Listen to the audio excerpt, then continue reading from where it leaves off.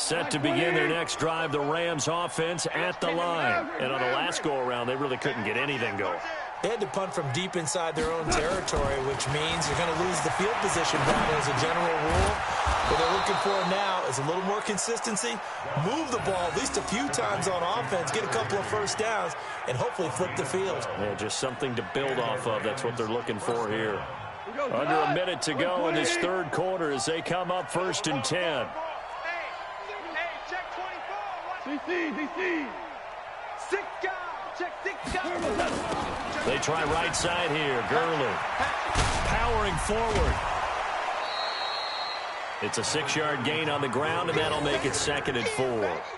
Another good run there for a guy who, remember, on Wednesday was named NFC Offensive Player of the Week for what he did a week ago. Yeah, and you know it takes some solid runs and some extra special ones in order to win that type of an award. I think he's locked in and wants to get it done a second time. Hey, switch gears. Check 37. Here comes a 20th carry for Gurley. And he'll get it out to midfield. Looks like, yeah, they'll spot it right at midfield at the 50. 6 yards the pickup, and that's a first down. I think they like this drive a little bit better there, partner. Running game helping out, picking up some of the slack. Because remember, the last drive, they went 3 and out.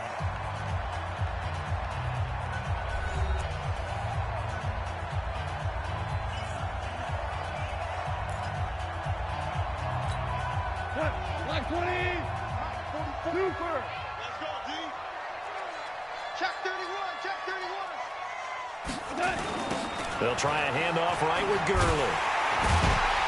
And for one of the first times tonight, he's going to be held up at the line of scrimmage. You got it. Tackle made by Demarius Randall. His carries tonight, they're getting up there, so maybe one of those every now and then is understandable. I would agree with that. Understandable every now and then. Sometimes you come back and you fake it to him and go play action. But other times you say, okay, they got him on that one. We'll come back to him in another carry. They can't hang with us. 25. Check 25. Check 25. Joker.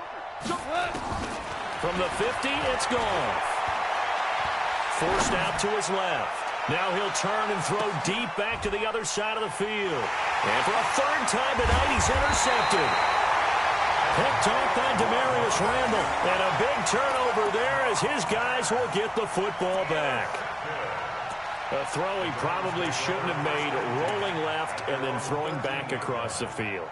And when you do that and you're rolling towards the sideline, you've cut down your field in a big way significantly, and the guys who play in the second and the third level, those linebackers and DBs, they know that, and they know they don't have nearly as much space to cover, and they're hoping you try and throw it back towards the middle.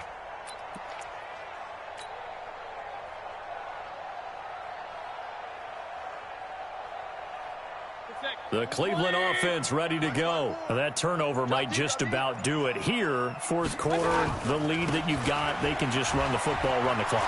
Exactly right. They played smart, a couple of first downs, and this one should just about be over. It's a gain of 10, and the Browns are going to get a first down.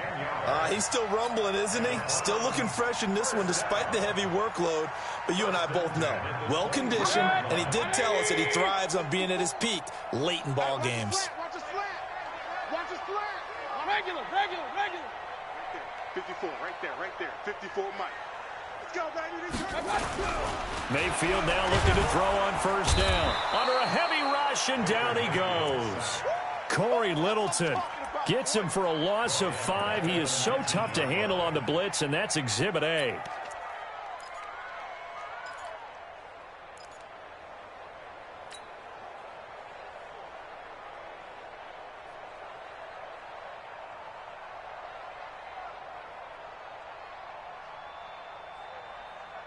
Coming up now on a 2nd and 15 following that sack.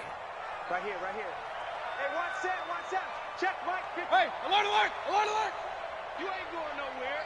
He's coming. Double up. He's coming. Double up. Hurry. Hey, alert. Mike 5-4. Mayfield to throw it. Got an open man. That's David Njoku, the tight end. 8 yards on the completion, but now they face third down. One of the advantages of zone defense, as I remember it, is being able to see the play develop in front of you. One of the disadvantages, when they find those levels where they can hit you with it, sometimes behind the corner and in front of the safety, it makes it tough to defend.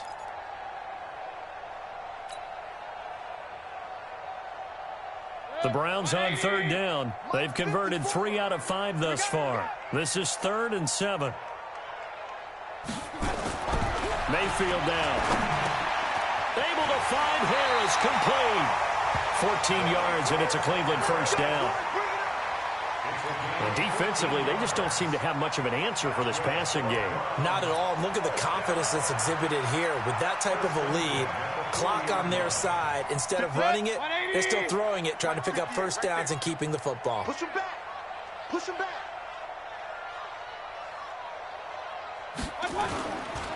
They'll run on first down. It's Hunt, and he is going to be stopped cold behind the line of scrimmage. That's going to go as a loss of 2, and it'll be 2nd down. On 2nd and 12, Mayfield. And this one incomplete. Too much contact to hold on to that one, and it's 3rd down. It's a lot of contact going on there, and in the end, unable to keep 2 hands on the football and bring it into his body. Everything looked pretty good until the finish.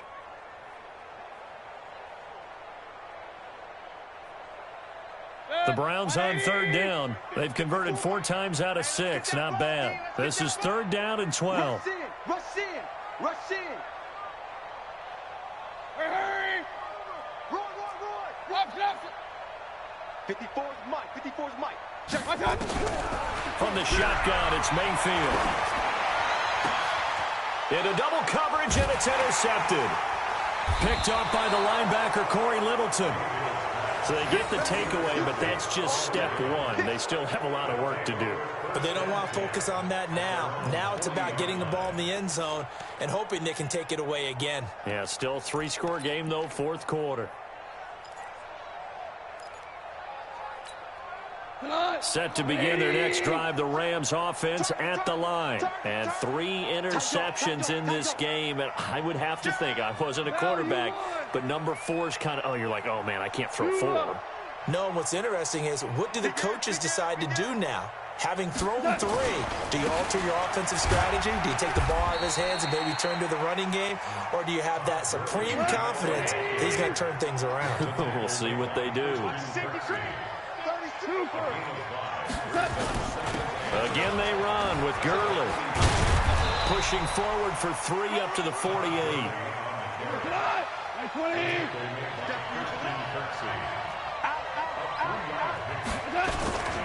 On 3rd down, they'll run it with Gurley. And taking it across midfield and inside the 45. It's a Rams first down on a pickup of 10. Now it's Gurley. And maybe a measure of revenge there. He's had his way in this one, but this time they get him behind the line. It's a loss of a yard there, and now 2nd down.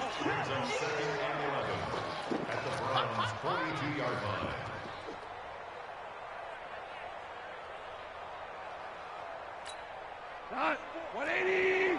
Hey, lift. Shell. Hey, alert 3. On 2nd and 11 now.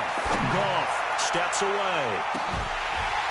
And that will be incomplete. Try to dial up the long one way out there, but it'll be 3rd down.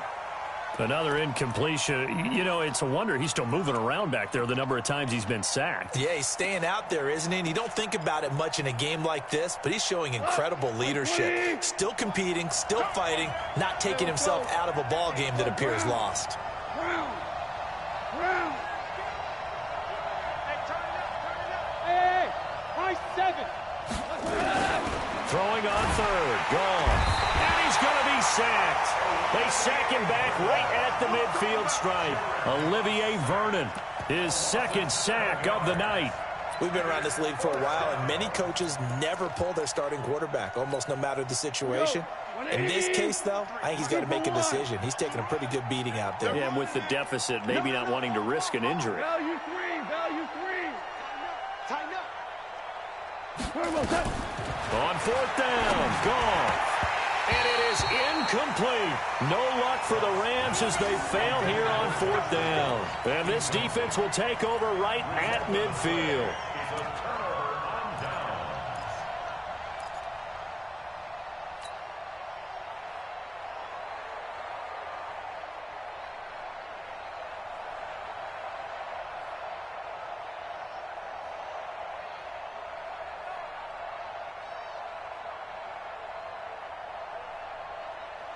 They've got good starting field position as they come up here first and 10, right at the 50-yard line. Check 99. Check 99. You go Greystone, grab it. You got tight right there. Mayfield now from the 50. And for a third time tonight, he's intercepted. John Johnson with the INT. And his guys are going to get the football at the 37-yard line.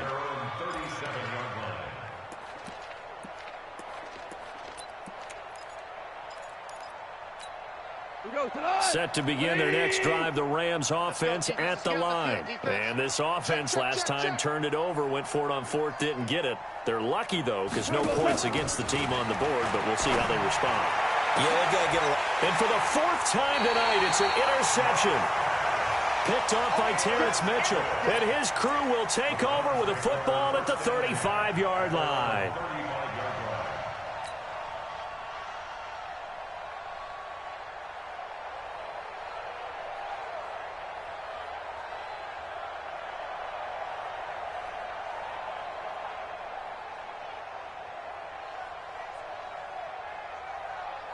The Browns drive about to get started. And with 3 interceptions thrown already, we'll see. Do they rely more on the ground game here?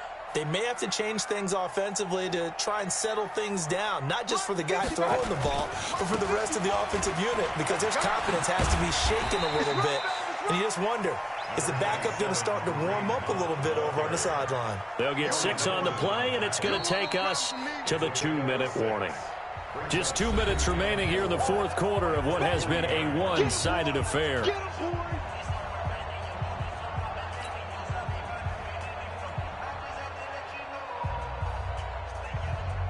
So the Browns in possession of the football here as we get you reset. And no doubt what they're looking to do is just salt away the final couple of minutes and escape with a win.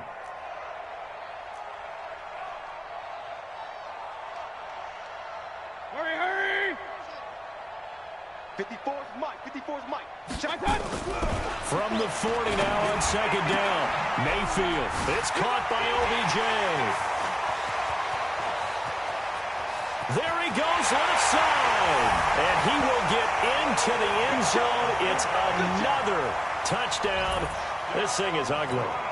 Now it's looking incredibly likely to be a 3-0 start to this season. That is obviously excellent. 2-0 is one thing. 3-0, you really have some momentum. And now they're serving notice to the rest of the league that they're a pretty darn good football team. Confident, aggressive, attacking at all times. This looks like a team that you're going to have to deal with. And guess what? Behind closed doors, they're trying to figure out ways to get better. And they will not get a chance to return this one as it's through the end zone for a touchback.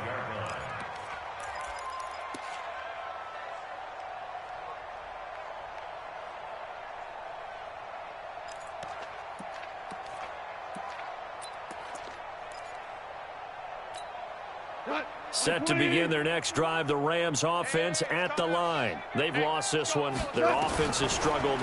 Do they try to put together something here at the end just to take into next week? Yeah, sometimes teams want to do that, and coaches... And now a fumble. The ball's out. And this is picked up by the Browns. You've had to put up with me in this booth. I'm going to try and be simple this time and succinct. It simply has not been their night. No, I think that fumble's kind of indicative of how this whole evening's gone, isn't it? Without a doubt. I mean, they've tried, but nothing has ever really taken throughout the game. That's why they're down so big. So first and 10 now from the 30. Mike 54. Hurry! Mike 54. Mike 54. Now Hunt. Oh, he's got some breathing room. And they're going to score as they just add to their totals. So another score there. Often you talk about the three phases of the game: defense, offense, special teams. It's been a clean sweep in this one, hasn't it? It certainly has. They've been pretty dominant throughout this game. And privately, the head coach will add a fourth phase. That's the coaching. And he'll tell the ownership that as he tries to negotiate a new contract off of this win. They are looking strong here in the fourth quarter. Extra point by Seibert, up and good. And that will extend this big lead.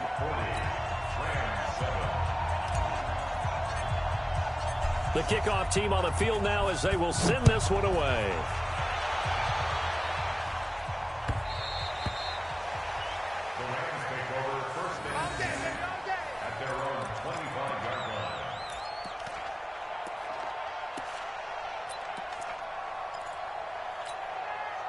Set to begin their next drive, the Rams offense at the line. They are just obviously getting shellacked here in this one, Charles. What's the message if you're a coach for this final drive in a lopsided game like this? For a lot of coaches, be honest. Don't forget today. Don't forget what has happened out here. Yeah, use that as ammo going forward. Exactly. Take a great look at that scoreboard. Realize how poorly everything went for us today. Coaching, playing, the whole deal. And never forget it, because you're not going to want that feeling again. No, you don't want that feeling again, and who knows? You may meet up with this team again. Now here's a pass on first down that's knocked away and incomplete. Just nothing there again. He's been sacked multiple times. We've seen the interceptions, of course. He's really been through the ringer, hasn't he? And what we've seen is a defense that's well coordinated. The front and the back really in sync. The front putting on the pressure, the backside being ball hawks and picking passes off. A gain there of 21 yards. Check the backer, check the backer. Now Goff on first down. That's complete to his tight end, Higbee. And inside the 20 before he's brought down. 16 yards is the pickup there, and a first down for L.A.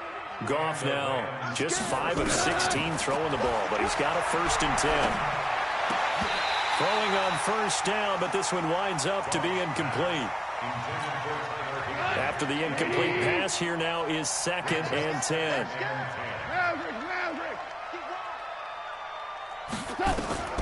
To the air again. Goff.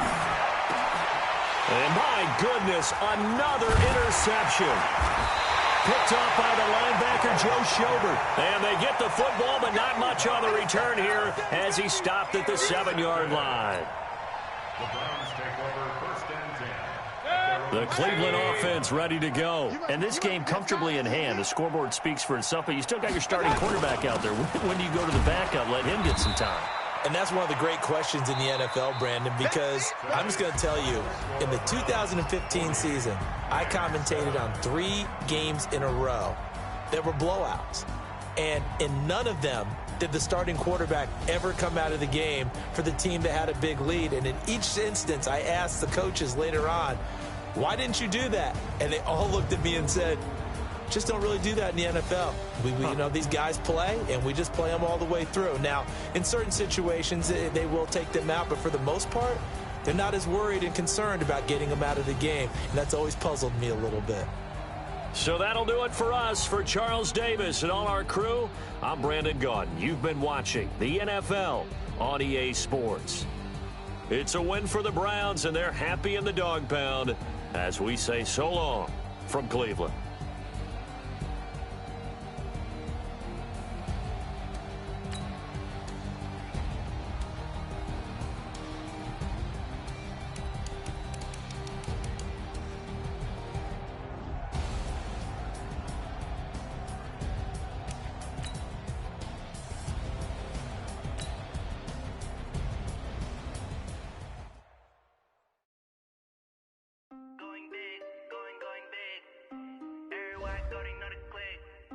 Way too many wins, they know the shit. They was hating, know they sick, acting like they know me. 'Cause I